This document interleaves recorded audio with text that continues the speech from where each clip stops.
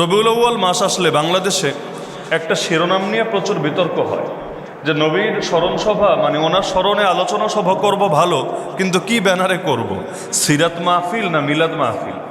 এমনিতে একটা মিলাদ বলতে আমাদের দেশে ওই যে শুক্রবার দিন জিলাপি বিতরণের আগে সবাই মিলে একটু বসে দোয়া দুরুদ পড়ে এবং কিছু কেউ কোনো কোনো জায়গায় দাঁড়িয়ে নির্দিষ্ট কিছু বাক্য পড়ে, এটাকে অনেকে মিলাদ বলে। যদিও মিলাদের সাথে এর কোনো সম্পর্ক নাই, কারণ মিলাদ মানে হলো জন্ম পড়া যায় না, জন্ম গ্রহণ করা যায়, আর একজনের জন্ম নিয়ে আলোচনা করা যায়। তো জন্ম তো এটা বই না যে পৃষ্ঠা উল্টিয়ে উল্টিয়ে এটা পড়া যায়, জন্মও পড়া যায় না, মৃত্যুও পড়া যায় না। তো বাংলাদেশে এই শব্দটা কোত্থেকে ছড়িয়েছে আল্লাহ ভালো জানে। আমরা ছোটবেলায় শুনতাম হুজুর মসজিদে একটা মিলাদ পড়ে দিয়েন। এখন মিলাদ মানে জন্ম আবার মসজিদে পড়ে কিভাবে? সব মুসল্লি মিলেও এটা তো জন্ম আসলে পড়া সম্ভব না। তো এখন যদি এটা বোঝাতো যে না, আল্লাহ রসুলের উপর কিছু দুরূদ পড়েন, আল্লাহ রসুল সাল্লাহ সাল্লামকে কিছু স্মরণ করেন, ভিন্ন শব্দ বলা যায়। কিন্তু আমাদের জাতিগত মূর্খতার এটাও একটা পরিচয় যে শব্দ কোন জায়গায় কোনটা দিতে হবে তাও বুঝি না, বোঝাতে চাই একটা, মুখ দিয়ে বলি আরেকটা, মনের মধ্যে থাকে একটা, মুখ দিয়ে বলি আরেকটা। কিন্তু এমনি মিলাদ মানে হলো জন্ম। তো মিলাদুন নবী মানে নবীজি সাল্লাল্লাহু আলাইহি ওয়াসাল্লামের জন্ম। তো আল্লাহ রসুল সাল্লাল্লাহু আলাইহি ওয়াসাল্লামের জন্ম নিয়েও আলোচনা করা দরকার, নবীজির ওফাত নিয়েও আলোচনা করা দরকার, নবীজির জিহাদ নিয়েও আলোচনা করা দরকার, আল্লাহ রসুলের জীবনের প্রতিটা জিনিস নিয়ে আলোচনা করা দরকার। এমনকি নবী যে গাধা ছিল, আল্লাহ রসুল যে গাধার পেটে আরোহণ করতেন, যে ঘোড়া ব্যবহার করতেন, যে তলোয়ার যুদ্ধের মাঠে নিয়ে যেতেন, সবগুলো নিয়ে আলোচনা করা দরকার। নবীজির সঙ্গে কোনোভাবে সম্পৃক্ত কোনো একটা বিষয়কেও বাদ দেওয়া উচিত না, সব জিনিসে আলোচনায় করা দরকার। কিন্তু শিরোনাম নিয়ে মারামারি করাটা বেদরকার, এটা একটা অনর্থক কাজ, ভিত্তিহীন কাজ। মিলাদ মাহফিল শিরোনামে যদি আপনি সেমিনার করেন আর সেখানে আল্লাহ নবীর জীবনী নিয়ে আলোচনা করেন, এতেও ফলাফল যেটা হবে। আর সিরাত মাহফিল দিয়ে যদি আলোচনা সভার আয়োজন করেন আর সেখানেও আল্লাহ নবীর জীবনী নিয়ে আলোচনা করেন, ঘুরে ফিরে জেইলেও সেই পদই হবে, বৃক্ষ তোমার নাম কি, ফলে পরিচয় হবে। কিন্তু এখন কি হবে, যারা মিলাদ মাহফিল শিরোনামে আলোচনা করবে এরা বলবে যারা সিরাত শিরোনামে আলোচনা করে ওরা গোমরা। আবার যারা সিরাত মাহফিল শিরোনামে আলোচনা করে তারা যদি দেখে কোথাও মিলাদ মাহফিল শিরোনাম দেওয়া হয়েছে, মিলাদ মানে মিলাদ পড়া না, বরঞ্চ মিলাদ নিয়ে আলোচনা করা, তারা বলবে এরা হলো গোমরা। আসলে মূল জিনিস যদি এক থাকে, শিরোনাম দিয়ে কিছুই আসে যায় না। কারণ আল্লাহ রসুলকে নিয়ে যত বই লেখা হয়েছে, আলোচনা কিন্তু জন্ম না, জন্মেরও বহু আগ থেকেই শুরু হয়েছে। জন্ম বাদ দিয়ে জীবনী হয় না, জন্ম বাদ দিয়ে জীবনী হয় না। এজন্য গতকাল আমাকে একজন বলছে যে মিলাদের মধ্যে সিরাত আছে, সিরাতের মধ্যে মিলাদ নাই। আমি বললাম সবই ঠিক আছে, তোমার মাথায় ঘিলু নাই। কেন? কারণ হলো সিরাত নিয়ে যে কোনো বই তুমি বাজার থেকে কিনে পড়ো বা গুগল থেকে সার্চ করে পিডিএফ নামিয়ে পড়ো, দেখবে সিরাত নিয়ে যত বই লেখা হয়েছে আলোচনা শুধু নবীর জন্ম না, জন্মেরও বহু আগ থেকে শুরু করা হয়েছে। কারণ আল্লাহ রসুল সাল্লাহ আসলামের জন্মের আগে ওই যে হস্তি বাহিনী ধ্বংস করা হয়েছে, আল্লাহ রসুল সাল্লাহ আসলামের জন্মের আগে তার অনেক ধরনের আগমনী মুআজিজা সংঘটিত হয়েছে, এগুলোর আলোচনাও আপনি পাবেন। এমনকি রূহের জগতে আল্লাহ যে নবীদের থেকে ওয়াদা নিয়েছেন, এই আলোচনাগুলো আপনি পাবেন। হাদিস আছে, ইন্নাল্লাহা লা ইউআইয়িদু হাযা দ্বীনা বির-রাজুলিল ফাজির, নিশ্চয়ই আল্লাহ কখনো পাপিষ্ঠ লোকের দ্বারা দিনকে শক্তিশালী করেন। নিশ্চয়ই আল্লাহ কখনো পাপিষ্ঠ লোকের দ্বারা দিনকে শক্তিশালী করেন। যেমন আমরা এই মসজিদে যত হাজার মুসল্লি আছি, আমরা সবাই মিলে ইসলামের যতটুকু খেদমত করেছি, আমাকে বলেন এক অমুসলিম নেতা খাজা আবু তালেব, ইসলামের জন্য তার খেদমত কম না এর চাইতে হাজার গুণ বেশি? নিজে জান্নাতি হতে পারে নাই, জাহান্নাম, কিন্তু নিজে জাহান্নামী হয়েও ইসলামের জন্য তার অবদান, তার ত্যাগ, তার খেদমত, তার কোরবানি আমাদের চাইতে কম না, বরং অনেক বেশি। তো কখনো এমন হয় জাহান্নামী লোক দিয়েও আল্লাহ জান্নাতি কাজ করায় নাই, তার দ্বীনের খেদমত করায় নাই। এজন্য মাথার মধ্যে রাখবেন, আর একজনটা নামাজি বানানোর নিয়তে নিজেরা জাহান্নামী বানাতে যায়েন না, বরঞ্চ আগে নিজেকে হেফাজত করেন। কু আনফুসাকুম ওয়া আহলিকুম নারা, আগে নিজেকে বাঁচাও আগুন থেকে, এরপর ফ্যামিলি এবং অন্যদেরকেও বাঁচাও আগুন থেকে। আল্লাহ আমাদের সবাইকে সেই তৌফিক দান করুন। আল্লাহ রসুল সাল্লাহ সাল্লামকে নিয়ে যারা আলোচনা করেছে সব সাহাবীদের কমন একটা শব্দ হলো যে আমরা তার পূর্বে এবং তার পরে তার মতো সুন্দর কাউকে দেখি নাই। তার মানে আল্লাহ রসুলকে নিয়ে যে বর্ণনাগুলো তারা দিয়েছেন, এটা হলো তাদের যুগের মানুষদের উপযোগী করে জাস্ট নিজেদের ভাষায় ব্যক্ত করেছেন। না হলে বাস্তবতা এটাই, সব কিছু ভাষায় প্রকাশ করা যায় না। যেমন জান্নাত, জান্নাতের ব্যাপারে নবীজি বলেছেন, এমনকি এটা হাদিসে কুদসি, মানে শব্দ নবীর কিন্তু কথাটা আল্লাহ, ওয়ালা খাতারা আলা কালবি বাশার, জান্নাতের কল্পনা কোনো মানুষের অন্তরে আসা সম্ভবই না। তার মানে আমরা যা কিছু কল্পনা করি আর যাই হোক সেটা জান্নাত না। জান্নাতের প্রাসাদ শুনলে আপনি যা কল্পনা করেন, এটা আমেরিকার বাড়ি হতে পারে, সুইজারল্যান্ডের বাড়ি হতে পারে, পশ্চিমা বিশ্বের বাড়ি হতে পারে, কিন্তু নিশ্চিত থাকেন আর যাই হোক জান্নাত না। হুর শুনলে অনেকের কল্পনায় অনেক কিছু আসে, বিশেষ করে ইয়াং ছেলেপেলেদের। অনেকে হুরের আলোচনাও খুব গর্বের সাথে মনোযোগের সাথে শোনে, অন্য টাইমে ঘুমালেও হুরের আলোচনার সময় ঘুমায় না, মাশাআল্লাহ। কিন্তু হুরের বয়ান শুনলে আপনার কল্পনায় যা আসে আর যাই হোক আপনি নিশ্চিত থাকেন এটা দুনিয়ার কোনো নারী হতে পারে। আপনি যাদেরকে দেখেছেন এদের মধ্যেই মনে করেন সবচেয়ে সুন্দরী কাউকে আরেকটু মেকআপ টেকআপ করে আপনি মাথার মধ্যে কল্পনা করলেন, কিন্তু বিশ্বাস করেন জান্নাতি হুর কল্পনা করা কোনোদিন কোনো মানুষের পক্ষে সম্ভবই না। না হলে আমাকে বলেন এটা কিভাবে কল্পনা করবেন? এমন একজন সুন্দরী নারী 70 পল্লা কাপড় অতিক্রম করে, যার চামড়া অতিক্রম করে, রক্ত অতিক্রম করে, গোশত অতিক্রম করে, হাড্ডি অতিক্রম করে, হাড্ডির ভেতরে শ্বাস আর মগজও দেখা যাবে, এটা হলো তার সৌন্দর্যের একটা বিবরণ যেটা আমরা জেনেছি। তাহলে এইটা কিভাবে কল্পনা করবেন আমারে বলেন? যারা অনেক বিজ্ঞান নিয়ে পড়াশোনা করেছেন আপনারাই আমার একটু বোঝায় দেন, আমি বুঝি না যেটা কিভাবে কল্পনা করবেন। এমনকি দুনিয়াতে যদি এমন কাউকে দেখেন, ধরেন এখন তো বাংলাদেশে কারেন্ট থাকে না বললেই চলে, কিসের লোডশেডিং ফোর্ডশেডিং, পুরো ব্ল্যাক আউট বলা যায়, বিশেষ করে গ্রামাঞ্চলে। লোকে বলে গ্রামাঞ্চলের লোডশেডিং শহরে এসেছে, লোডশেডিং না, পুরো ব্ল্যাক আউট চলে এসেছে। তো এখন রাত 3টার সময় খুব গরম লাগছে, যদিও যারা ক্ষমতাসীন দল করে এদের আবার গরম টরম লাগে না, এটা একটা সুবিধা আছে মাশাআল্লাহ। ওনাদের কারেন্ট থাকলেও চলে, না থাকলেও চলে, ওনারা চাইলেও প্রতিবাদ করতে পারে না, সব কিছু সবর করা লাগে, না হলে লোকে কি বলবে। এখন মনে করেন আপনি বিরোধী দলই করেন, রাত 3টা অনেক গরম লাগছে, এখন রাত 3টায় ঘরের বাইরে গেলেন, গিয়ে দেখেন সুবহানাল্লাহ হঠাৎ করে এমন নারী সামনে চলে এসেছে, একদম হাড্ডির ভেতরের মগজ পর্যন্ত দেখা যাচ্ছে, চামড়ার ভেতরে যা আছে রক্ত চলছে, তারপর এই যে রগের ভেতর দিয়ে কি প্রবাহিত হচ্ছে সব দেখা যাচ্ছে। আমারে বলেন এরকম দৃশ্য যদি রাত 3টার সময় ঘরের বাইরে গিয়ে দেখেন, প্রেমে হাবুডুবু খাবেন না ভয়ে কাপড় ভিজিয়ে দিবেন? এটাই তো স্বাভাবিক। একদম পুরো ভো করে দৌড় শুরু করবেন পেছনের দিকে, হায় আল্লাহ আমি কি দেখলাম, এটা তো মনে হয় কোনো পেতনি অথবা কোনো ভূত। এখন আমাকে বলেন যে দুনিয়াতে যেই জিনিস দেখলে লোকে ভয় পায়, জান্নাতের সেটা সৌন্দর্য হিসেবে তুলে ধরা হয়েছে। তো জান্নাত কল্পনা করবেন কিভাবে? এমনকি জান্নাত চেনানোর জন্য কি বলা হয়েছে, যেগুলো আমরা বুঝবো এমন কিছু আইডিয়া দেওয়া হয়েছে। আমরা দুনিয়াতে খাবার চিনি, এজন্য জান্নাতে মজার মজার খাবার থাকবে, ফল থাকবে, এগুলো নিয়ে আলোচনা করা হয়েছে। তাও দেখবেন জান্নাতে ভাত থাকবে কিনা, পাতলা ডাইল থাকবে কিনা, শিং মাছ বোয়াল মাছ থাকবে কিনা, এগুলো নিয়ে আলোচনা নাই। কেন? কারণ আরব জাতি আবার এগুলো বললে চিনতো না। ওরা যা চেনে, ওরা ফল চেনে, ওরা রুটি চেনে, ইত্যাদি ইত্যাদি, ওরা মধু চেনে, ওরা দুধ চেনে, ওরা শরাব চেনে, মানে মদ চেনে, এগুলো নিয়ে আলোচনা করা হয়েছে। জান্নাতে মদের নহর থাকবে, যে মদ খেলে মাথাও ঘোরাবে না, মাতলামি আসবে না, দুধের নহর থাকবে, মধুর নহর থাকবে, ফল থাকবে, কষ্ট করে হাত দিয়ে ছিঁড়েও খাওয়া লাগবে না, বরঞ্চ জিনিসটা এমন চাইলে আপনার মুখের সামনে এমনি এসে হাজির হয়ে যাবে। এই যে বিষয়গুলো, এমনকি সেখানে হুরদের সাথে মেলামেশা হবে, সেটার ধরন কেমন হবে, ইত্যাদি ইত্যাদি আলোচনা। এক কথায় যেগুলো মোটামুটি মানুষ বুঝবে, জাস্ট এতটুকু আইডিয়া দেওয়া হয়েছে। যেগুলো বুঝবে না সেগুলো আলোচনায় আনা হয় নাই। না হলে বাস্তবতা এমন, ঊর্ধ্ব জগতের কিছু আমাদের বোঝা সম্ভবই না। না হলে রূহ কি জিনিস পারলে ব্যাখ্যা দেন। রূহ তো এই জগতের কোনো জিনিস না, ঊর্ধ্ব জগতের জিনিস। আল্লাহ রাব্বুল আলামিন ফু দিয়ে মাটির দেহের ভেতর যেটা ঢুকিয়ে দিয়েছেন, কোরআনে আল্লাহ বলেছেন আমি ফু দিয়ে আদমের দেহের ভেতর আমার বিশেষ মাখলুক রূহকে ঢুকিয়ে দিলাম। এই রূহটা কি জিনিস? বিজ্ঞান তো অনেক এগিয়েছে মাশাআল্লাহ। এত উন্নতির যুগে আমাকে স্পষ্টভাবে ব্যাখ্যা দেন না রূহ কি জিনিস। যে ব্যাখ্যাই দিবেন দেখবেন এর উপর আবার 10টা প্রশ্ন দাঁড়িয়ে যায়। এমনকি তাকদির কি, তাকদির নিয়ে দেখবেন একটা পর্যায়ে গিয়ে মেনে নিতে হয়, থাক এটা বেশি বোঝা আমাদের সাধ্যের কথা না, ওয়াল কাদরি খাইরিহি ওয়া শাররিহি মিনাল্লাহি তাআলা। এদ্দুর মেনে নিলাম যে তাকদিরের ভালো আর মন্দ সব আল্লাহর পক্ষ থেকে নির্ধারিত। দেখবেন তাকদির নিয়ে বেশি ভাবতে গেলে মাথায় কোনো কুল কিনারা পাওয়া যায় না। এজন্য আলী রাদিয়াল্লাহু আনহু বলেছিলেন তাকদির হলো এমন এক সমুদ্র যেটার কোনো শেষ নাই, তুমি এটাতে ডুব দিতে যেও না। এটা এমন এক অন্ধকার পথ যেই পথে তুমি কখনোই গন্তব্য পৌঁছতে পারবা না। সুতরাং এই অন্ধকার পথে তুমি বেশি চলতে যেও না, বরং কিছু জিনিস অস্পষ্টভাবেই মেনে নাও, এটার নামই ঈমান। তা আল্লাহ রাসূলের সৌন্দর্যও ছিল এমন আল্লাহু আকবার। এগুলো বর্ণনা করাই সম্ভব না, এজন্য সব সাহাবী আলোচনাই আনেন নাই। কিছু কিছু সাহাবী বেশি করে আলোচনা করেছেন। যারা করেছেন কমন একটা বাক্য হলো, কান রাসূলুল্লাহ সাল্লাল্লাহু আলাইহি ওয়াসাল্লাম আহসানান নাসি ওয়াজহান ওয়া আহসানাহুম খুলুকান লাইসা বিত-তাওয়িল যাহিব ওয়ালা বিল-কাসীর।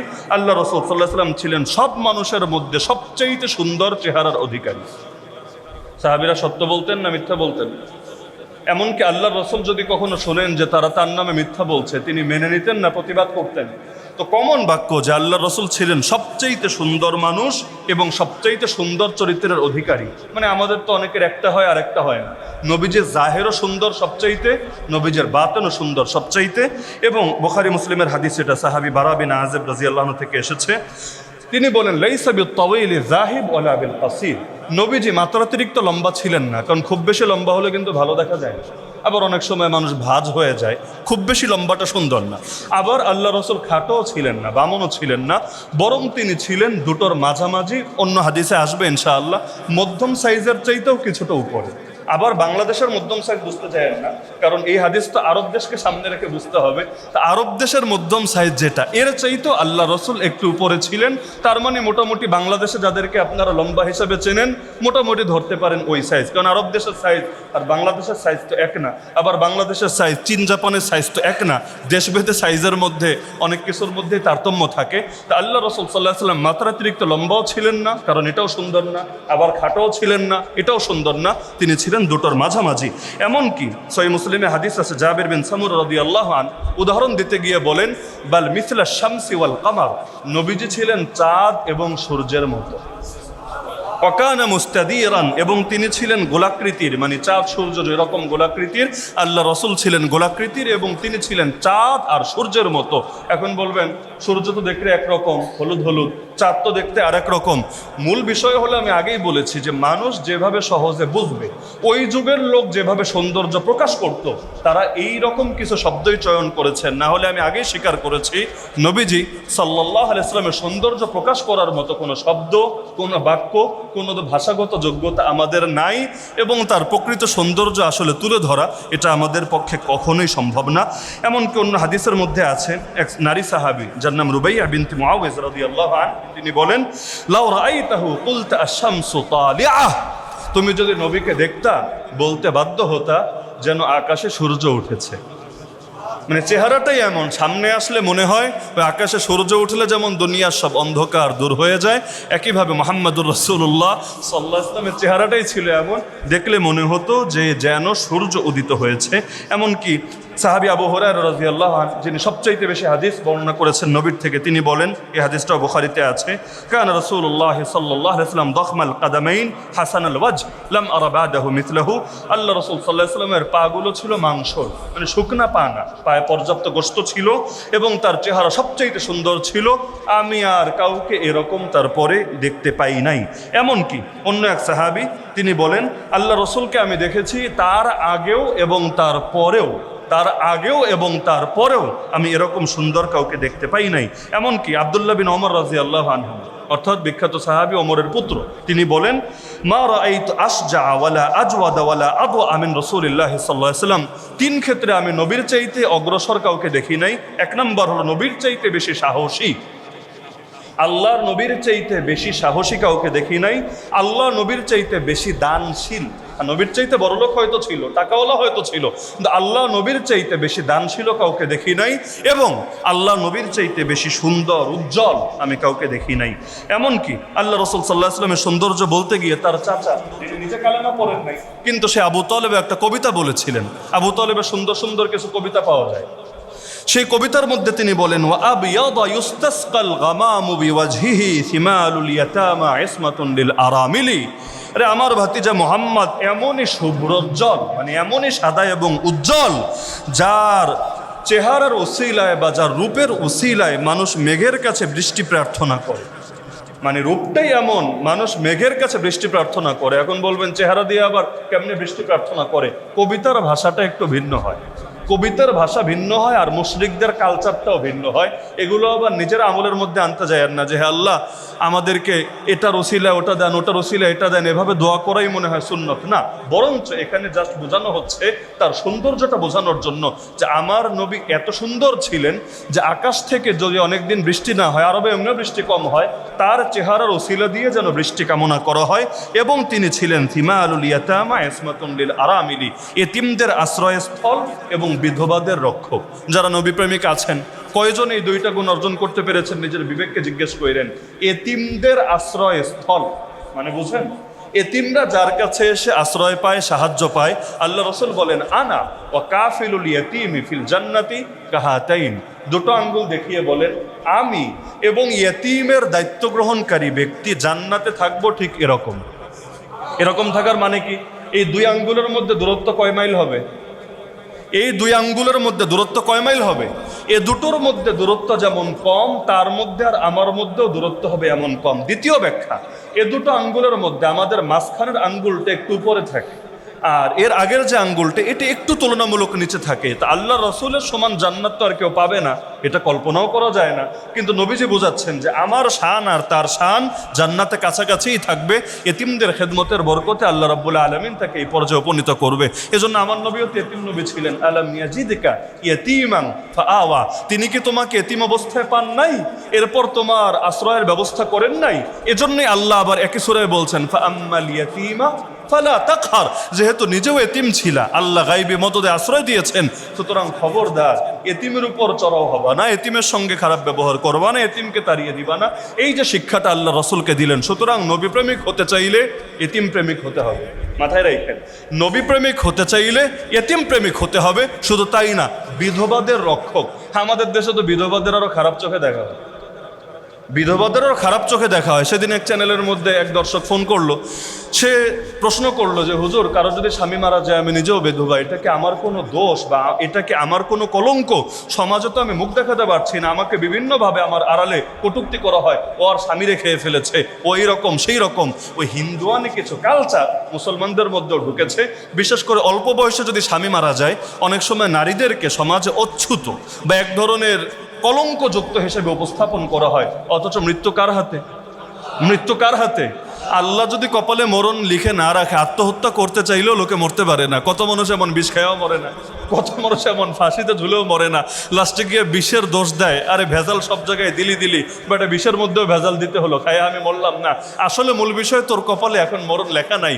আল্লাহ যখন লিখে রেখেছে মরণ তখনই হবে, মরণ আগায়ও না, মরণ পিছায়ও না। তো সুতরাং আল্লাহ রসুল সাল্লাল্লাহু আলাইহি ওয়াসাল্লাম তিনি ছিলেন এতিমদের আশ্রয়স্থল, বিধবাদের রক্ষক। এটা মুসলমানের সাক্ষ্য না। খাজা আবু তালেব তার মুসলমান না, অমুসলিম, কিন্তু তিনি পর্যন্ত সাক্ষ্য দিচ্ছেন আল্লাহ রসুলের এটা গুণ ছিল। এমনকি সাহাবী আলী রাদিয়াল্লাহু আনহু, শেরে খোদা আলী ইবনে আবি তালেব রাদিয়াল্লাহু আনহু বলেন, কানা নবী সাল্লাল্লাহু আলাইহি ওয়াসাল্লাম লাইসা বিযাহিবি তুলান ওয়া ফাওকা আর-রাবআ ইযা জাআ মা'আল কওমি গামারাহুম। আল্লাহ নবী সাল্লাল্লাহু আলাইহি ওয়াসাল্লাম তিনি লম্বার বিবেচনায় সবচাইতে লম্বা ছিলেন না। সবচাইতে লম্বা হওয়া গর্বের কথা না। এবং তিনি খাটো ছিলেন না, বরং তিনি ছিলেন মাঝারি চাইতে একটু উঁচু। ফাওকার রাবা, মাঝারি সাইজ, মধ্যম আকৃতির চাইতে একটু উঁচু। কিন্তু মুআজিজাটা কোথায় জানেন?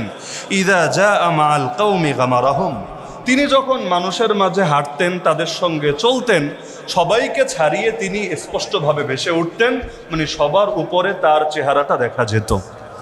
তিনি যদি সবচাইতে লম্বা হতেন, মনে করেন সবচাইতে লম্বা মুসল্লিরে যদি সামনের কাতারে দাঁড় করায় দেই, একদম পেছনে সে উজুখানার সামনে যে আছেন, সেও কিন্তু যখন আমরা দাঁড়াবো দেখা যাবে চেহারা না দেখলেও পেছন থেকে মাথা দেখতে পাচ্ছেন, টুপি দেখতে পাচ্ছেন। কেন? কারণ সে লম্বা, সবার মাথার উপর তার মাথা দেখা যাবে, স্বাভাবিক, মোটে অস্বাভাবিক ব্যাপার না। কিন্তু আল্লাহর রসুল সবার চাইতে লম্বা ছিলেন না। আলী রাদিয়াল্লাহু আনহু আগেই বলে দিচ্ছেন সবার চাইতে তিনি লম্বা ছিলেন না। কিন্তু এরপরও আল্লাহ রসুল যখন সবার মধ্যে হাঁটতেন, তার মাথাটাই সবার উপরে দেখা যেত, তিনি উজ্জ্বলভাবে ভেসে থাকতেন। এটাই আমার নবীর সার্বক্ষণিক মুআজিজা। মানে দুই একবার এমন হয়েছে অথবা জীবনে মাঝে মাঝে কারো কাছে এমন মনে হয়েছে, এরকম না, সার্বক্ষণিক মুআজিজা, যেটা সকলেই স্বীকার করেছে। আবিয়াদু দখমুল হামা, আল্লাহ রাসূল সাল্লাল্লাহু আলাইহি ওয়াসাল্লাম ছিলেন শুভ্রোজ্জ্বল। আর শুভ্রোজ্জ্বল মানে আবার এটা ভাববেন না ওই ইউরোপিয়ানদের মতো। ইউরোপিয়ানদের মতো না। এই জন্য আমি আগেই বলেছি, যখন এই শব্দগুলো বলা হয় আরব দেশকে সামনে রাখবেন, আরব কালচারকে সামনে রাখবেন, হাদিসগুলো বলতে সহজ হবে। আমরা যদি বলি সাদা চামড়া, আমাদের কল্পনায় আরব দেশের মানুষ আসে না, আমাদের কল্পনায় আসবে ইউরোপিয়ান। এটাই স্বাভাবিক। আল্লাহ রসুলকে ইউরোপিয়ানদের মতো ভাববেন না, ইউরোপিয়ানদের মতো তিনি ছিলেন না। ওইটা অনেক সময় মনে হয় সাদা, কিন্তু আসলে সৌন্দর্য ভিন্ন জিনিস আর সাদা হওয়া ভিন্ন জিনিস। কিছু সাদা এমন আছে দেখলে বান্দরের মতো লাগে। আল্লাহ মাফ করুক, আল্লাহর সৃষ্টি সবই সুন্দর, মানে এটা জাস্ট বোঝার স্বার্থে বলছি যে কিছু সাদা এমন আছে যে সাদা হলেই সুন্দর হবে, বিষয়টা এরকম না। আমার রসুল এমন সাদা ছিলেন যেটা বাস্তবে সুন্দর, এবং সৌন্দর্যের ক্ষেত্রে যেটা কখনোই তুলনা চলে না। দখমুল হামা, তার মাথাটা ছিল কিছুটা মাংস, মানে মাথাটা ছোট হওয়াও সুন্দর না, আবার মাথা বড় মোটা হওয়া এটাও সুন্দর না। মাথা স্বাভাবিক যেভাবে হলে মানানসই হয়, আল্লাহ রসুল সাল্লাহ সাল্লামের মাথাটা এরকম মানানসই মাংসল ছিল। আগারু আবলাজু আহদাবুল আসফার, আল্লাহ রসুল সাল্লাহ সাল্লামের কপালটা ছিল বড় উজ্জ্বল, কপালটা ছিল বড় উজ্জ্বল, এবং ভুরুগুলো ছিল ফাঁকা। অর্থাৎ অনেকের ভুরু মিলানো থাকে আর অনেকের ভুরু মাঝখানে ফাঁকা থাকে। অনেকে তো আবার ওই যে পার্লারে গিয়ে ডিজাইন করে এটাকে কৃত্রিমভাবে ফাঁকা করে, কিন্তু আল্লাহ রসুল সাল্লাহ সাল্লামের ভুরুগুলো লাগানো ছিল না, বরং ভুরুগুলো ছিল ফাঁকা, এবং তার চোখের পাপড়িগুলো ছিল দীর্ঘ এবং কালো। কারণ এটা কালো হলেই সুন্দর দেখা যায়। চোখের পাপড়িগুলো ছিল দীর্ঘ এবং কালো। এবং আল্লাহ রসুল সাল্লাহ সাল্লাম যখন ঘামাতেন, নবীজি সাল্লাহ সাল্লাম যখন ঘামাতেন, তার চেহারায় ঘামগুলো এমনভাবে ফুটে উঠতো কান্নাল আরাকা ফি ওয়াজহিহি আল-লু'লু, মনে হতো এগুলো এক একটা মুক্তোর দানা।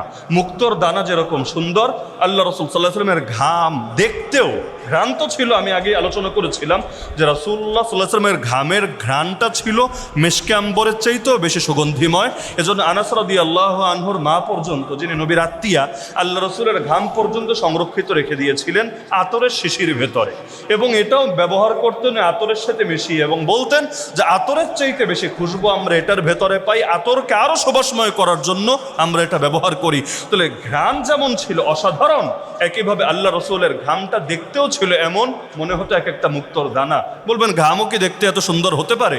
আল্লাহ যদি আমাদেরকে হায়াত দেয় আর কি। আমাদের যুগে যদি নবী ঈসা আলাইহিস সালাম আসে, আমার রাসূলকে তো আর আমরা জীবদ্দশায় এই যুগে আর দেখতে পাবো না।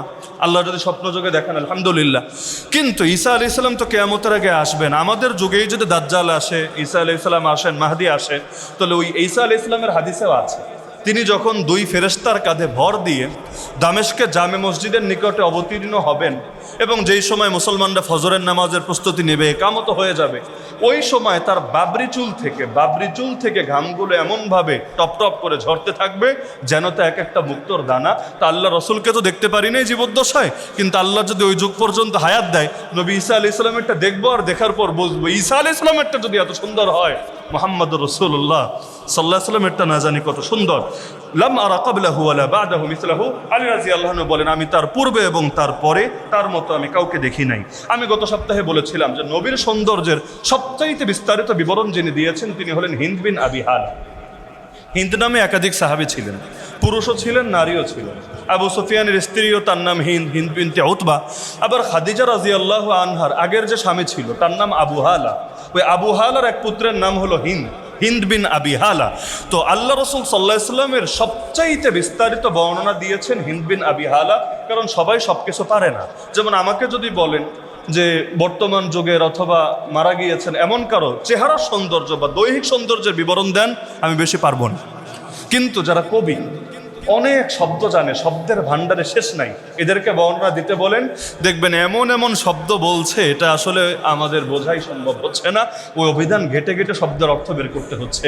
এজন্য যারা আরবি ভাষা শিখেছেন, আপনারা সামাইলের কিতাব খুইলা দেখেন, দেখবেন আপনি কোরআন বোঝেন, আপনি হাদিস বোঝেন, আপনি যে কোনো কিছু বোঝেন, আরবদের সাথে টুকটাক কথাও বলতে পারেন, কিন্তু সামাইল মানে যেখানে আল্লাহ নবীর দৈহিক সৌন্দর্য নিয়ে আলোচনা করা হয়েছে, খুললে দেখবেন হাদিস সব মাথার উপর দেওয়া যায়। এই শব্দ বাপের জন্মে শোনেন নাই, সব নতুন নতুন লাগে। কেন এত কঠিন শব্দ? কারণ চেহারার বর্ণনা দেওয়া এটা যেন তেন ব্যাপার না, এটা আসলে বিশাল যোগ্যতার ব্যাপার। তো হিন্দ বিন আবি হালা তিনি ছিলেন অসফ, খুব ভালো গুণ বর্ণনা দিতে পারতেন। তা হাসান রাদিয়াল্লাহু আনহু, আল্লাহ রসুলের ওফাতের সময় তিনি তো বাচ্চা, নাবালেগ বাচ্চা, তো তিনি গিয়ে ধরলেন এই হিন্দ বিন আবি হালাকে, কারণ তিনি তো তার আত্মীয়ই। কিভাবে আত্মীয়? কারণ ওই যে বললাম খাদিজা রাদিয়াল্লাহু আনহার পুত্রই তো হিন্দ বিন আবি হালা, আগের ঘরের পুত্র। তাকে গিয়ে ধরলেন যে আপনি আমাকে আল্লাহ রসুল সাল্লাল্লাহু আলাইহি ওয়াসাল্লামের সৌন্দর্যের বিবরণ দেন। তো তিনি লম্বা করে সৌন্দর্যের বিবরণ দিলেন এবং এটাই এখনো পর্যন্ত সবচাইতে বেশি ইন ডিটেইল আমরা আল্লাহ রসুলের বিবরণটা জানতে পারি। এটা বলে আমরা আজকের আলোচনা শেষ করবো ইনশাআল্লাহ। তিনি প্রথমেই বললেন কান রাসূলুল্লাহ, শব্দগুলো মাথায় রাখেন মহব্বতের খাতিরে। স্বপ্নেও যদি আল্লাহ দেখার তৌফিক দেন বাকিটা মিলিয়ে নিন ইনশাআল্লাহ। কারণ ইতিহাসে যারাই নবীকে স্বপ্ন দেখেছে আর এই হাদিস সম্পর্কে জেনেছে সবাই স্বীকার করেছে, হ্যাঁ এই হাদিসে যেমন আছে আল্লাহ নবীকে আমরা এমনই দেখেছি আলহামদুলিল্লাহ। তো হিন্দ বিন আবি হালা বলেন কান রাসূলুল্লাহ সাল্লাল্লাহু আলাইহি ওয়াসাল্লাম ফাখমান মুফাখামা, আল্লাহ রসুল সাল্লাল্লাহু আলাইহি ওয়াসাল্লাম সত্যগতভাবেও মহৎ ছিলেন, মানুষের দৃষ্টিতেও বিশেষ মর্যাদাবান হিসেবেই বিবেচিত হতেন। মানে শুধু নিজেই উত্তম তা না, নিজেও উত্তম ছিলেন তার চারিত্রিক বিবেচনায়, আর মানুষের নজরেও তিনি সর্বোত্তম বিবেচিত হতেন। ইয়াতালা'লাউ ওয়াজহুহু তালা'লুআল কামারি লাইলাতাল বাদর, পূর্ণিমার রাতে আকাশের চাঁদ যেমন জলজল করে জ্বলে আল্লাহ রসুল সাল্লাল্লাহু আলাইহি ওয়াসাল্লামের চেহারাটাও এমন জলজল করে জ্বলতো। মানে তুলনা দিচ্ছে শুধু চাঁদের সাথে না, পূর্ণিমার রাতের সেই ভরাট চাঁদের সাথে আল্লাহ রসুলের তুলনা দেওয়া হচ্ছে। আতওয়ালু মিনাল মারবু ওয়া আকসারু মিনাল মুশাদ্দাব, আল্লাহ রসুল সাল্লাল্লাহু আলাইহি ওয়াসাল্লাম তিনি মধ্যমাকৃতির চেয়ে কিছুটা দীর্ঘাকৃতির ছিলেন, আর বেশি লম্বা লোকের চাইতে, দীর্ঘকায় লোকের চাইতে তিনি কিছুটা কম লম্বা ছিলেন। এবং আজিমুল হামা রাজিলুশ শার, আল্লাহ রসুল সাল্লাল্লাহু আলাইহি ওয়াসাল্লামের মাথা মানানসই বড় ছিল, মানে অনেক বড় না, মানানসই বড় ছিল। এবং তার চুল ঈষৎ কোকড়ানো ছিল, মানে খুব বেশি কোকড়ানো না, যেমন আফ্রিকার অনেকের থাকে, নাইজেরিয়ানদের থাকে, এরকম না, আবার একদম পুরা স্বাভাবিক সোজা এরকমও না, হালকা কোকড়ানো, ঈষৎ কোকড়ানো ছিল। ইনিন ফারাকাত আকিকাতুহু ফাররাকাহা ও ইল্লা ফালা, স্বাভাবিকভাবে চুলে যদি সিথি প্রকাশ পেত, ছোট চুলে সিথি আসে না বাবরি চুলে সিথি আসে? আমি গত সপ্তাহে আলোচনা করেছিলাম যে চুলের ক্ষেত্রে সুন্নত কোনটা, টাক্কু করা নাকি বাবরি রাখা না মাঝামাঝি রাখা, গত সপ্তাহে আমরা বিস্তারিত আলোচনা করেছি। আল্লাহ রসুলের যেহেতু অধিকাংশ সময় বাবরি ছিল, সিথি তিনি কষ্ট করে বানাতেন না, ওই আছড়ে আছড়ে যেভাবে লোকে বানায়, স্বাভাবিকভাবে যদি সিথি প্রকাশ পেত সিথি রেখে দিতেন, আর যদি সিথি স্বাভাবিকভাবে প্রকাশ না পেত ওই কষ্ট মষ্ট করে তিনি সিথি রাখতেন না। ইউজাউযু শারুহু শাহমাতা উযুনাইহি ইযা হুয়া ওয়াফারা, আল্লাহ রাসূল সাল্লাল্লাহু আলাইহি ওয়াসাল্লাম যখন ওয়াফরা রাখতেন, বাবরি নবীর বাবরি তিন রকম ছিল, ওই বিস্তারিত আলোচনায় যাব না। কখনো ছিল ওয়াফরা, কখনো লিম্মা, কখনো জুম্মা, তিনটা শব্দ, ওয়াফরা লিম্মা জুম্মা। সহজ বাংলায় বললে কখনো হতো কানের লতি পর্যন্ত, কখনো হতো কাঁধ পর্যন্ত, কাঁধ, আর কখনো কানের লতি আর কাঁধের মাঝামাঝি, এই দুইটার মাঝামাঝি হতো। আর দুই একবার এমন হয়েছে কাঁধ অতিক্রম করেছে, কিন্তু স্বাভাবিক ছিল অফরা লিম্মা জুম্মা, এই তিনটার মধ্যে থাকতো। তা আল্লাহ রসুল যখন বাবরি রাখতেন কখনো এমন হতো যে তার চুল তার কান অতিক্রম করত। আমি আগেই বলেছি যে তিন রকম ছিল, এই হাদিসের মধ্যে একরকম বলা হচ্ছে। আজহারুল লাউন, আল্লাহ রসুলের রংটা ছিল উজ্জ্বল। ওয়াসিউল জাবিন, তার কপালটা ছিল প্রশস্ত, উজ্জ্বলও ছিল প্রশস্তও ছিল, ছোট কপাল না, কারণ চুল যদি অনেকের বেশি থাকে কপাল ঢেকে যায়, এটা দেখতে খুব সুন্দর লাগে না, কপালটা প্রশস্ত ছিল। আজাজ্জুল হাওয়াজিব সাওয়াবিক ফি গায়রি কারন বাইনাহুমা ইরকুন ইয়াদুররুহুল গাদাব, আল্লাহ রাসূল সাল্লাল্লাহু আলাইহি ওয়াসাল্লামের ভ্রুগুলো চিকন ছিল, বক্র ছিল, চিকন ছিল, ধনুক যেরকম চিকন থাকে এটা চিকন ছিল, তবে ঘন ছিল, একদিকে ঘন চিকন আর এটার মাঝে ফাঁকা ছিল, অর্থাৎ দুটো একসঙ্গে লাগানো ছিল না। আর এ দুটোর মাঝে, দুই ভুরুর মাঝে একটা রগ ছিল। যখন নবীজি রাগান্বিত হতেন, আল্লাহ রাসূল সাল্লাল্লাহু আলাইহি ওয়াসাল্লাম তো অনেক সময় এত রাগ করতেন মনে হতো চেহারা এমন লাল হয়েছে যেন বেদানার দানাগুলো, অর্থাৎ ডালিমের দানাগুলো নিংড়ে তার চেহারায় ঢেলে দেওয়া হয়েছে, এতটা আল্লাহ রাসূল সাল্লাল্লাহু আলাইহি ওয়াসাল্লাম কখনো রাগান্বিত হতেন। রাগের সময় সেই মাঝখানের রগটা ফুলে যেত, সেটা ঈষৎ স্ফীত হতো। এই দুই ভুরুর মাঝখানে আল্লাহ রাসূল সাল্লাল্লাহু আলাইহি ওয়াসাল্লামের যে রগটা ছিল। আকনাল আইরনাইন, আল্লাহ রাসূল সাল্লাল্লাহু আলাইহি ওয়াসাল্লামের নাকটা একটু উঁচু ছিল, কারণ বোঝা নাক তো দেখতে অত ভালো লাগবে না, নাক যদি চাপানো থাকে, তো নাকটা উঁচু ছিল। লাহু নূরুন ইয়ালু ইয়াহসাবুহু মান লাম ইয়াতাআম্মালহু আশাম, এখানে আরেকটা মুজিজা ছিল। ওই যে উচ্চতায় একটা মুজিজা বললাম যে নবী সবচাইতে লম্বা ছিলেন না, তো সবার মধ্যে হাঁটলে কার মাথাটা দেখা যেত? আল্লাহ রসুলেরটাই দেখা যেত, এবং তিনি সুব্রজ্জ্বলভাবে সামনে ভেসে উঠতেন। একইভাবে তার নাকে সার্বক্ষণিক একটা মুজিজা ছিল, তার নাকটা স্বাভাবিক উঁচুই ছিল, কিন্তু অল টাইম তার নাকের উপর এক ধরনের নূর চমকাতো। সুবহানাল্লাহ বলবেন না? আল্লাহ রাসূল সাল্লাল্লাহু আলাইহি ওয়াসাল্লামের নাক মুবারকে অল টাইম সর্বদা এক ধরনের নূর চমকাতো। কেউ যদি আগ থেকে না চিনতো, হঠাৎ ধরে এসে নবীকে দেখছে, তাহলে হঠাৎ দূর থেকে দেখলে ইয়াহসাবুহু মান লাম ইয়াতাআম্মালহু আশাম, তিনি শব্দ বলছেন, গভীরভাবে না তাকালে বা ভালো করে খেয়াল না করলে সে ভেবে বসতো মনে হয় নাকটা একটু লম্বা, নাকটা মনে হয় একটু বেশি লম্বা, কিন্তু যখন কাছ থেকে গিয়ে দেখতো তখন বলতো সুবহানাল্লাহ, নাক বেশি লম্বা না, নাক তো একদম পারফেক্ট সাইজেই আছে, কিন্তু উপরে এক ধরনের নূর নূর বিশেষভাবে চমকাচ্ছে, আর সেই নূরের দেদীপ্যমান আলোর কারণে হঠাৎ করে ভালো করে খেয়াল না করলে এটাকে তুলনামূলক লম্বা মনে হচ্ছে। কাসুল লিহিয়া সাহলুল খাদ্দাইন দলিউল ফাম মুফলাজুল আসনান। আল্লাহ রাসূল সাল্লাল্লাহু আলাইহি ওয়াসাল্লামের দাড়ি ছিল ঘন ভরপুর। অনেকের দাড়ি পাতলা থাকে, কিন্তু অনেকের দাড়ি ঘন থাকে। আল্লাহ রাসূল সাল্লাল্লাহু আলাইহি ওয়াসাল্লামের দাড়িটা ঘন ছিল, ভরপুর ছিল। তার গাল দুটো স্বল্প মাংসল ছিল, মসৃণ ছিল, এবং আল্লাহ রাসূল সাল্লাল্লাহু আলাইহি ওয়াসাল্লামের মুখ বিদর পরিমিত প্রশস্ত ছিল, আর তার দাঁতগুলো চিকন ছিল, উজ্জ্বল ছিল। সামনের দুটো দাঁতের মাঝে হালকা ফাঁক ছিল, খুব বেশি না, খুব বেশি ফাঁক হলে দেখতে ভালো লাগবে না। সামনের দুটো দাঁতের মধ্যে হালকা ফাঁক ছিল। দাকিকুল মাসরুবা কাআন্না উনুকাহু জিদু দুমিয়া ফি সাফাইল ফিদ্দা মুতাদিলুল খালক বাদিনুন মুতামাসিক। আল্লাহ রাসূল সাল্লাল্লাহু আলাইহি ওয়াসাল্লামের বুক থেকে নিয়ে এই যে পেট পর্যন্ত, নাভি পর্যন্ত, এখানে একটা সরু রেখা বের হয়েছিল পশমের। মানে অনেকের একদম বুক ভরা পেট ভরা পশম থাকে, আল্লাহ রাসূল সাল্লাল্লাহু আলাইহি ওয়াসাল্লাম এরকম ছিল না, কিন্তু চিকন একটা পশমের সরু রেখা, এটা বুক থেকে নামতে নামতে আল্লাহ রাসূল সাল্লাল্লাহু আলাইহি ওয়াসাল্লামের পেট পর্যন্ত নামতো। কাআন্না উনুকাহু জিদু দুমিয়া ফি সাফাইল ফিদ্দা। আল্লাহ রাসূলের গর্দান মোবারক, তার ঘাড় এতটা সুন্দর ছিল, উদাহরণ দিতে গিয়ে তিনি এমন একটা উদাহরণ দিয়েছেন, আগেই বলেছি, ওই যুগের লোক যেভাবে বুঝবে তিনি সেভাবে উপস্থাপন করেছেন। তিনি একসঙ্গে এটাকে দুইটা জিনিসের সঙ্গে তুলনা দিয়েছেন। তিনি বলেন আল্লাহ রাসূলের গর্দান এতটাই সুন্দর ছিল যেন এটা মূর্তির গর্দান। বলবেন মূর্তির গর্দান মানে কি? ওই যুগে যখন মূর্তি বানাতো, এর গর্দানটা একদম এমন নির্মল, স্বচ্ছ, পরিচ্ছন্ন করে রাখতো, যেটা ওই যুগে মানুষ স্পেশাল করে দেখতো এবং সৌন্দর্য বোঝানোর জন্য এর সঙ্গে তুলনা দিত। এজন্য তুলনা দিচ্ছে যে আল্লাহ রাসূলের গর্দানটা ছিল এমন একদম নির্মল, একদম স্বচ্ছ, মানে অনেক পশম টশম থাকবে বা একটু অনেকের কালো হয়ে যায়, মানে বাকি শরীর যেমনই থাক ঘাটটা কালো দেখা যায়, আল্লাহ রাসূলের এমন ছিল না, নির্মল ছিল, স্বচ্ছ ছিল, এমনকি এটা রূপার মতো ছিল, রূপার মতো ছিল। তিনি তুলনা দিচ্ছেন মুতাদিলুল খালক। আল্লাহ রাসূলের প্রত্যেকটা অঙ্গই সুষম সুগঠিত ছিল। অনেকের এমন হয় সব ঠিক আছে, হাতটা একটু লম্বা, বা সব ঠিক আছে, পাটারে একটু বেসাইজ লাগে, না, তার প্রত্যেকটা অঙ্গ প্রত্যঙ্গ যেমন দরকার এমনই ছিল, এবং তার দেহটা মাংসল ছিল, সুদৃঢ় ছিল। সাওয়াউল বাতনি ওয়াস সাদর, এখানে আমরা সবাই ধরা, অল্প কিছু বাদে। আল্লাহ রাসূলের পেট এবং বুক সমান ছিল। আমাদের তো মাশাআল্লাহ পেট মোবারকটা একটু উঁচাই থাকে বুকের চাইতে। আল্লাহ রাসূল সাল্লাল্লাহু আলাইহি ওয়াসাল্লামের বুক এবং পেট এটা সমান ছিল, দুটো সমান ছিল। তার মানে কি ভরি ছিল? ভরি ছিল। আরে মাসের পর মাস কখনো পানি খেয়ে খেজুর খেয়ে কাটাতে হয়েছে, ভরি আসবে কোত্থেকে? জীবন পার করে দিয়েছেন, কখনো আমরা যেভাবে ওই গলা পর্যন্ত ভরে খাই, পেট পূর্তি করে খাই, আল্লাহ রাসূল কখনো এভাবে খান নাই। এমনকি একদিন যদি কিছু খাবার পেয়েছেন, আরেকদিন থেকে ক্ষুধার যন্ত্রণায় কষ্ট করতে হয়েছে, ভুঁড়ি আসবে কোত্থেকে? আমরা না সুখে থাকতে থাকতে আর বসে বসে কাজ করতে করতে আমাদের এগুলো হচ্ছে। এমনকি আগের যুগে কয়জনের ভুঁড়ি ছিল, এখনো গ্রামাঞ্চলে, ওই ময়মনসিংহ বিভাগে আপনি পুরো সফর করেন না, গ্রামাঞ্চলগুলোতে যান, কয়জনের ভুঁড়ি দেখবেন? উত্তরবঙ্গে যান, কয়জনের ভুঁড়ি দেখবেন? পাহাড়ে যান, কয়জনের ভুঁড়ি দেখবেন? কিন্তু আমরা যারা আইলসা, দৈহিক পরিশ্রম করি না, হ্যাঁ এখন পরিশ্রম করার জন্য কাম তো নাই, এজন্য জিমে গিয়া কাম করা লাগে, এজন্য আলাদা কইরা কৃত্রিম করে পরিশ্রম করা লাগে, কারণ এমনি কাজ তো নাই, আর তাদেরকে তো থাকতেই হতো যুদ্ধের ময়দানে, তো ভুঁড়ি আসবে কোত্থেকে? আল্লাহ রাসূল সাল্লাল্লাহু আলাইহি ওয়াসাল্লামের বুক এবং তার পেট সমান ছিল। আরিয়াদুস সাদর, তার বুকটা প্রশস্ত ছিল, চওড়া বুক ছিল, কারণ এটাই গর্বের প্রতীক, এটাই হলো সাহসী মানুষের পরিচয়। ওয়াইদামা বাইনাল মানকিবাইন, দুই বাহুর মধ্যে দূরত্ব কিছুটা বেশি ছিল।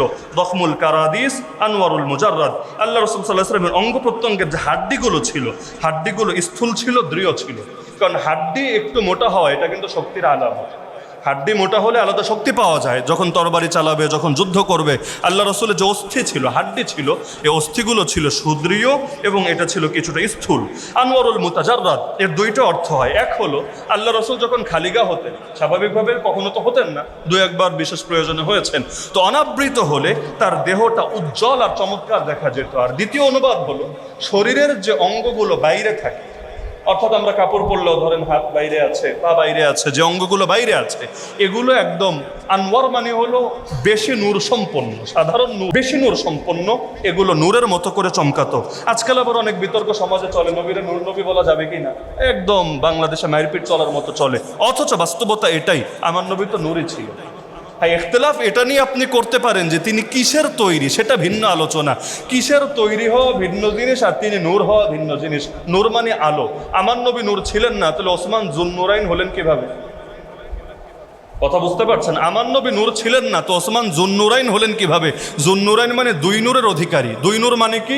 আল্লাহ রসুলের দুই কন্যাকে বিয়ে করেছেন। তা নবীর দুই কন্যারে বিয়ে করলে সে যদি দুই নূরের অধিকারী হয়, তাহলে ওই কন্যাটা যার, তিনি কি ছিলেন? অবশ্যই নূর ছিলেন। কাদ জাআকুম মিনাল্লাহি নূরুন ওয়া কিতাবুম মুবিন, এই আয়াতের একটা তাফসীর তো এটাই।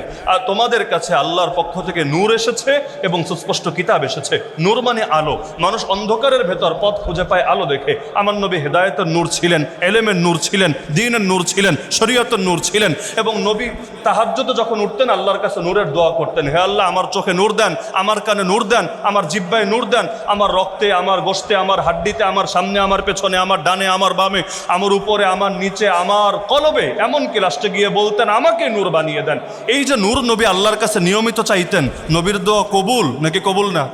তো নবী তো আল্লাহর কাছে নূরের দোয়া করতেন, তাহলে নবী নূর হবেন না কেন? নিঃসন্দেহে আমার নবী হেদায়েতের নূর ছিলেন, কোনো সন্দেহ নাই। আবার তিনি মানুষও ছিলেন। নূর হওয়ার অর্থ এটা না যে তিনি মানুষ না। আল্লাহ রসুল মানুষ না তো কি ফেরেশতা? আল্লাহ রসুল মানুষ না তো কি জিন? অবশ্যই তিনি মানুষ। কুল ইন্নামা আনা বাশারুম মিসলুকুম, কোরআন খুলেন সূরা কাহাফের সর্বশেষ আয়াত, আরো একাধিক জায়গায় আছে আয়াত। হে নবী বলে দাও নিঃসন্দেহে আমি তোমাদের মতো একজন মানুষ। তোমাদের মতো মানে আমরা 10 জন যেমন, নবীও এমন, এটা না। ইউহা ইলাইয়া আন্নামা ইলাহুকুম ইলাহু ওয়াহিদ, আমার কাছে ওহী আসে যে তোমাদের ইলাহ একমাত্র ইলাহ। এটা নবী বলছেন এ কারণে যাতে করে ঈসা আলাইহিস সালামের মতো তারে আল্লাহ না বানায় ফেলে, তাকে রব না বানিয়ে ফেলে। এজন্য তিনি বলেন আমি রব না, আমি খোদা না, আমি ইলাহ না, আমিও একজন মানুষ। আমার রসুল মানুষও, আমার রসুল হেদায়েতের নূরও। এই হিন্দ বিন আবি হালার পুরো হাদিসটা বলতে পারলাম না আজকে, আলোচনার সময় শেষ হয়ে গিয়েছে। আমার অনুরোধ থাকবে আপনারা ওই শামায়েলে তিরমিজি থেকে অথবা যে কোনো সোর্সে ওই বাসায় গিয়ে সার্চ করলে গুগলে পাবেন হিন্দ বিন আবি হালার হাদিস আল্লাহ রসুলের সৌন্দর্য সম্পর্কে। একবার দেখে নিয়েন, মাথায় মুখস্থ করে নিয়েন, কারণ আমি এমনি ঘড়িরটাই অতিক্রম করেছি, এর চাইতে বেশি অতিক্রম করে আপনাদের কষ্ট আর বদদোয়ার ভাগিদার হব না। যতটুকু আলোচনা হলো আল্লাহ আমাদের বোঝার তৌফিক দান করুন, আমিন।